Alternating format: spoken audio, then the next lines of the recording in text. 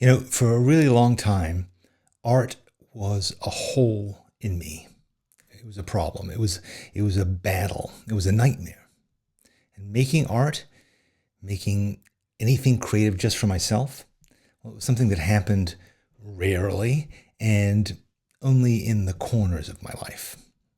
And for many years, I worked as a creative director in advertising, which meant that while part of my job was certainly to come up with new things, a lot of what I did was management, managing relationships with clients, managing other creative people, managing the management of the agency, managing deadlines and budgets and expectations. And anything that I did make creatively as part of my job, well, that just came under this intense scrutiny by all of those groups, not to mention the general public, maybe even you. And I would write a commercial, and it would take 6 months of management to get it onto the air. So creativity was a pretty distorted and fraught, stressful activity.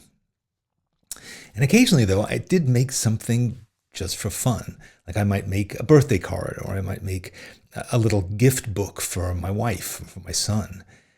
I might do some doodling in the margins of my notebook while I was doing my job. After I graduated from college, I wrote a few short stories in the evenings, and I submitted them to a bunch of magazines, but they were all rejected. I wrote a play, and it was never finally produced. I did a few paintings. I hung them on the walls of my bachelor apartment, and that was about the end of it. After all, I had a well-paying career, and that's where I was going to focus my attention. Like a lot of people, I thought of art as something that was for artists. And artists are people who've gone to art school and they're selling their work to other people.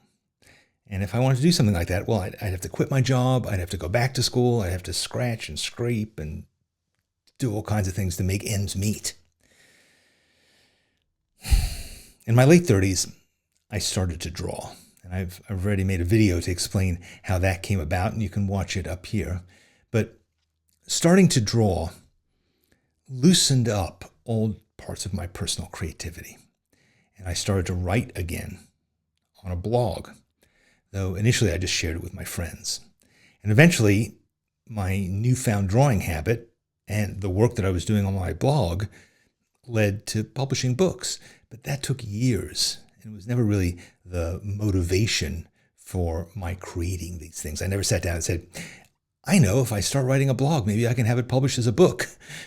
That still seemed laughable.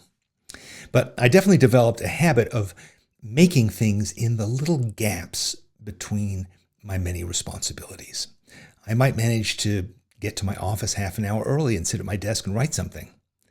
Or while I was watching TV with my family, I'd have a sketchbook on my lap. I might make a little something during my lunch break, or write down some ideas when I was walking my dog or on my commute. And I came to realize that making stuff could just be a part of my life. It didn't need to make money to be valid. It didn't need to be brilliant or even particularly good. It could just be fun. Now, the way I'm telling you this story may make it all seem so simple. Like I came upon a leprechaun who granted me the wish of creativity, and it was all smooth sailing after that. But it wasn't. It was a non-stop battle with all of the obstacles cramping my brain. I had to wrestle with perfectionism and insecurity and imposter syndrome and my inner critic and procrastination and having too many ideas or not enough ideas and time management and so many other things. I spent a lot of time battling this war of art, as Stephen Pressfield calls it. I read a lot of books by psychologists and art therapists and art historians and artists. And I read books about writing and graphic design and self-help and philosophy. And I talked to people who seemed to have figured it out. And I wrote a lot in my journal, exploring and mapping what was really going on in my head. And over time, I decided to share what I was wrestling with and what I was learning in the posts on my blog. And I discovered that I wasn't alone, that a lot of people were struggling with the same things, and they were benefiting from my explorations and my discoveries to my writing on the creative process. And over the years of sharing, I built up an audience, a community of people who were interested in my advice. Now, I don't pretend to have all the answers, but the more I write on this topic, the more variations on the thing that I explore, the more likely I think I am to come up with some solution that resonates with a lot more people than I might have ever imagined. I've gotten a lot of questions and a lot of requests for advice from readers, and I try to help where I can. And some people they're teenagers who love manga and cartooning, and some are people who are retiring and they say, I finally have time to pursue this lifelong interest in art. And some are people who just always thought it would be kind of neat to be able to draw. But the people I think about the most are people like me, people who have jobs in a creative industry, but always feel a little hole in their soul. Copywriters, art directors, graphic designers, architects, engineers, producers, software developers, art teachers. People who only ever get to apply their creativity to other people's problems. And I feel your pain.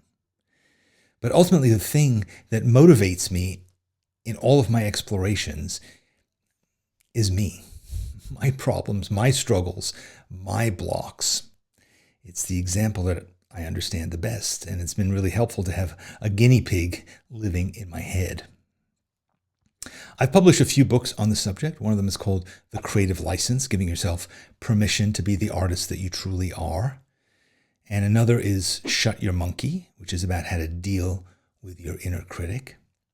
And more recently, I published a book called You Do You, which is a collection of essays that I've been writing on this whole topic of creativity. Now, if you're the kind of person who feels like they don't have permission to make art or to express themselves creatively unless it's tied to income, I get it, and I write about it. And if you're the kind of person who's a perfectionist, who can never feel satisfied with what they make, who needs to tweak it continuously, I get that too. And I explore that subject. And if you're the kind of person who is so burdened by perfectionism that you don't even begin making a project because you fear that it will never be good enough, again, I hear you. If you procrastinate and you can't find time, you can't get started, I get it. If you're plagued by a voice in your head that I call the monkey, well, there are ways of coping with it, of living with it, of reaching a compromise with it, and getting on with it. If you fear mistakes, if you can't come up with new ideas, if you come up with loads of ideas but you don't know which one to pursue and how to get it done, if you can't manage your time, if you feel guilty about creative endeavors, if you're worried about the judgment of other people, if the voice inside your head tells you that it's all useless, it's self-indulgence, it's ugly, I hear you. I know it. And I try not to listen to that voice. I make videos on YouTube to help share some of these ideas, and it's a form that a lot of people prefer. But ultimately, everything I do originates in writing, sitting down and working through ideas at the keyboard. And I knock out an essay on the topic every week. You can subscribe if you'd like to see what I'm talking about.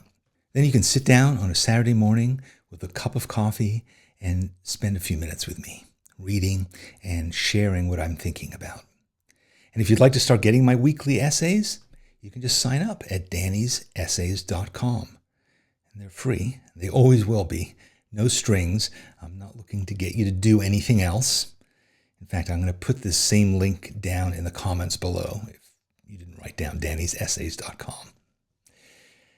Thanks for listening to this story, and thanks for considering subscribing to my essays. Oh, and if you do subscribe, you can reply to any essay that I write, and you can email me back, and you can let me know what you think.